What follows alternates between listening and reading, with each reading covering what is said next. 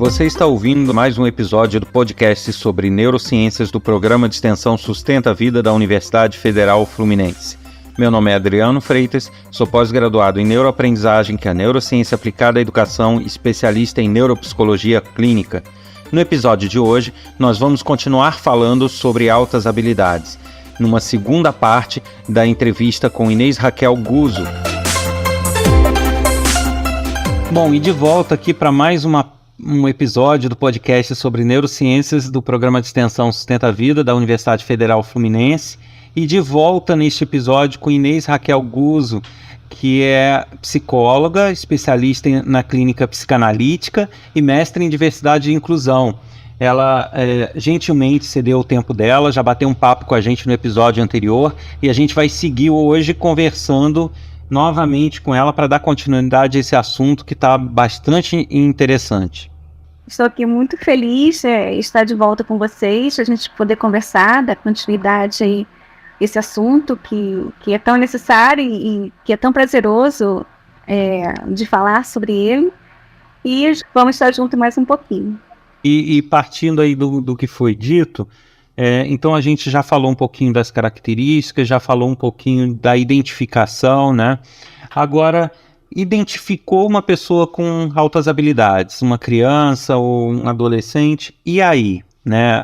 É a pergunta que eu coloco, que você mesma também já citou, é assim, o que se espera de um cuidado, não vou dizer cuidado no sentido assim de doença, porque não é uma doença, né? Longe disso, mas eu digo assim, cuidado no sentido dos estímulos adequados, dos trabalhos adequados, porque o que eu percebo nos estudos ligados às neurociências é que você tem vários problemas derivados que advêm justamente de não saber lidar com a situação.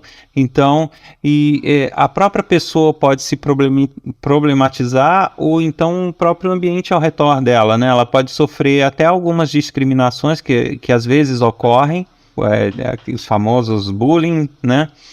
E aí você percebe que o trato com essas pessoas talvez não seja o mais adequado no nosso país. Então, para que as pessoas entendam do que essas pessoas precisam para que possam viver tranquilas e se desenvolver adequadamente. Sim, é muito interessante, né?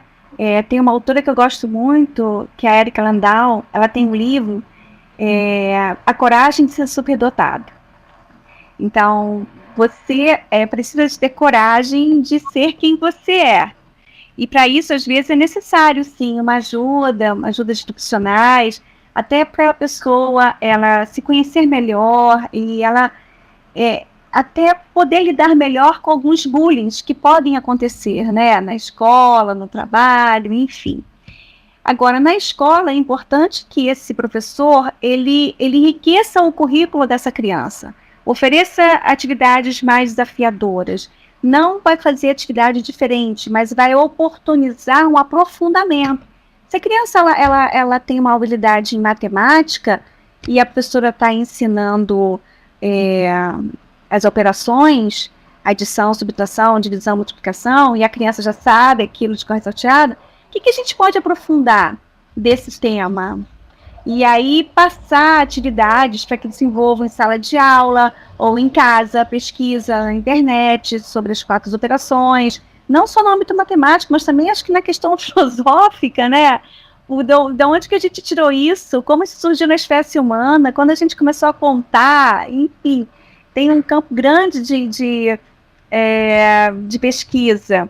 Então, primeira coisa, esse enriquecimento curricular, se possível ser, sim, na sala de aula, perceber que são crianças que são mais velozes e aí não deixar no tédio, porque muitas crianças, elas se desanimam da escola e desanimam do estudo, e inclusive se desanimam, quando eu falo se desanimam em relação a seu potencial, ao desenvolvimento do seu potencial. Por quê? Caíram no tédio, ficaram entediadas na escola.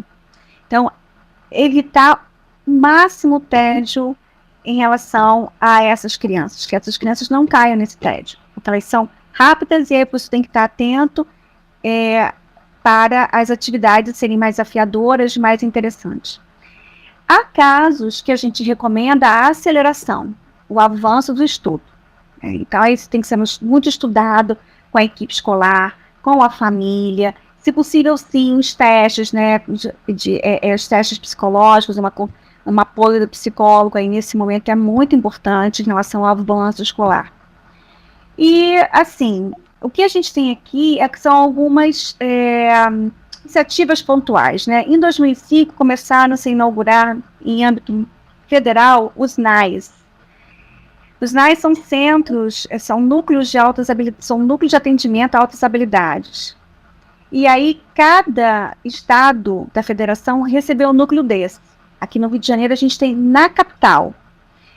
E não temos nas cidades. Aí você imagina alguém que mora em Friburgo, alguém que mora em Bom Jardim, Macuco, Itaperuna, né? Como vai se deslocar até a capital para ser atendido nesse núcleo?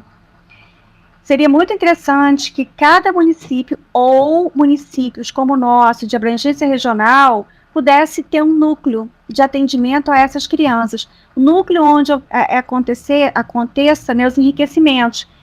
Voltando a Renzulli, ele faz um enriquecimento tipo 1, tipo 2, tipo 3. Essa teoria, ela inclusive é utilizada pelo MEC. Só que isso passa por vontade política, isso passa por competência política, gestores, enfim, né? A gente se esbarra nisso, até porque, como a autossabilidade, eu falei anteriormente, não é considerado patologia, não é uma deficiência, então não precisa de atendimento, tratamento, porque o garoto a garota vai bem. Não, não é bem assim.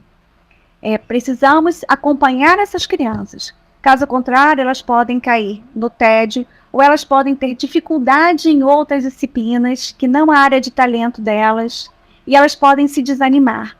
Então, o pior que pode acontecer com um aluno, uma pessoa com altas habilidades, é o desânimo. Se desanimar de si mesmo. Eu acho que esse é o pior dos piores. Eu até vou dar um exemplo aqui. Lógico, longe de mim querer me enquadrar, não é isso, mas eu digo assim, um exemplo do dia a dia, que se a gente levar para essas pessoas, a gente vê que a coisa fica mais ressaltada, né? Então, por exemplo, eu sempre tive bastante facilidade com exatas, né? Com cálculos, com fórmulas e tudo. Só que eu percebia que do que era passado academicamente na escola, eu não conseguia assimilar aquilo muito bem, a forma acadêmica da matemática, tá?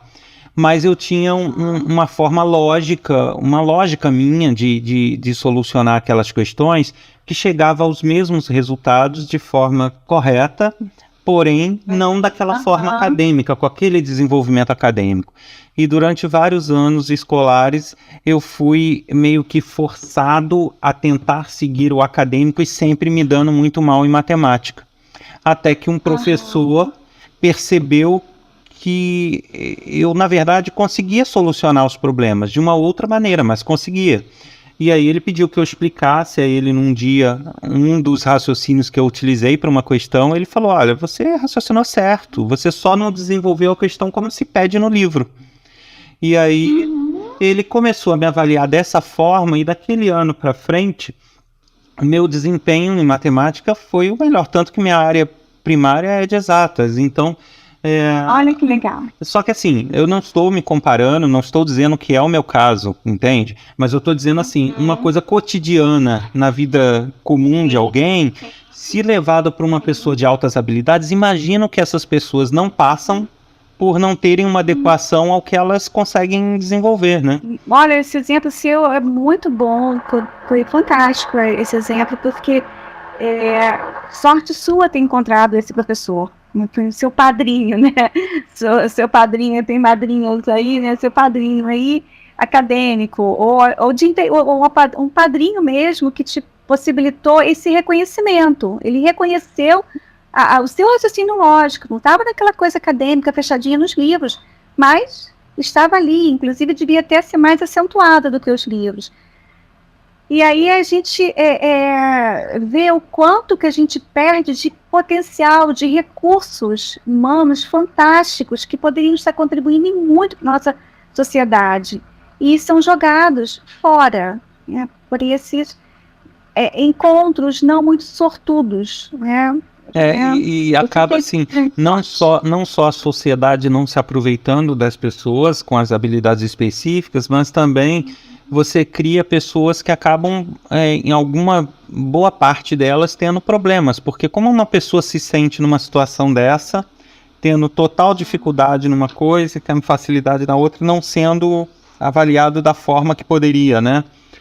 Então, e não sendo trabalhado. Então, realmente causa uma aflição, causa uma certa angústia e que você pode levar a uma problematização dessa pessoa também, né? Fantástico. No mestrado, eu tive uma professora que é uma mestra, que é uma referência em altas habilidades e hoje está no MEC, que é a Cristina Maria Carvalho Belu, e ela fala isso, que quantas crianças nós perdemos para o crime, quantos criminosos brilhantes não foram identificados pela escola, não foram trabalhados, né, e foram cooptados pelo crime, né? Eles foram identificados e reconhecidos. Esse é o grande drama da nossa educação, o quanto que a gente não dá acesso a essas crianças a níveis de realização mais adequados, de vida, de potencial. Como eu falei anteriormente, seria muito interessante que nós tivéssemos aqui na nossa localidade um núcleo que, inclusive, absorvesse crianças assim, de Bom Jardim, de Cachoeiras, Sumidouro, crianças próximas, que pudessem ser trabalhadas em seus talentos, em suas áreas de domínio, né, de habilidades. E aí a gente tem aqui grandes pensadores, cientistas, enfim. E aí a gente está desperdiçando isso, porque a gente não olha para essas pessoas, ou esses alunos, com esses olhos, no sentido de que eles são a riqueza, eles podem contribuir muito. Claro, todos nós somos a riqueza, evidente, mas esses alunos que já trazem algo de um equipamento genético, sabe, precisando ali de ser alimentado para desabrochar esse talento, e não são. Então, aí, como eu falei anteriormente, muitos caem nesse desânimo. O que é pior, se desanima de si. Né? Uma expressão meio esquisita que eu acabei de cunhar, né, agora. E eu acho que essa expressão aí, desanimar de si, eu acho que é o pior dos problemas que a pessoa pode ter, né? Pois é. Porque quando a pessoa tem uma doença, mas ela não está desanimada de si, ela vai brigar com aquela doença, ela vai espernear, ela vai adiante. Agora, quando a pessoa se desanima de si, aí acabou, né? Imagina, perder a fé de si mesmo, né? Porque é a alma, né? A ânima é a alma, né? Perde a conexão profunda consigo mesmo. Bom, eu te agradeço por ter estado aqui novamente. Foi previsto inicialmente um episódio do podcast, mas o papo tá tão gostoso que a gente vai fazer aí 2, 3 com a sua permissão. Então eu te agradeço de novo a presença e espero que todos ouçam novamente o nosso bate-papo na última parte, que vai ser no episódio seguinte desse podcast. Então eu te agradeço de novo a participação nesse segundo episódio e te aguardo aqui no próximo. Eu que agradeço o convite novamente e a todos aí que estão ouvindo, a minha gratidão aí pela gentileza em nos ouvir. Muito obrigada e estou à disposição.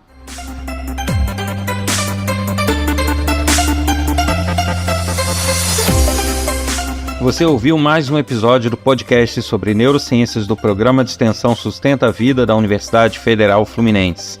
No episódio de hoje a gente continuou conversando com Inês Raquel Guzzo, que é mestre em diversidade e inclusão, especialista em clínica psicanalítica, psicóloga, e que vai voltar no próximo episódio para finalizar esse bate-papo na última parte dessa conversa bem estimulante que fala sobre altas habilidades.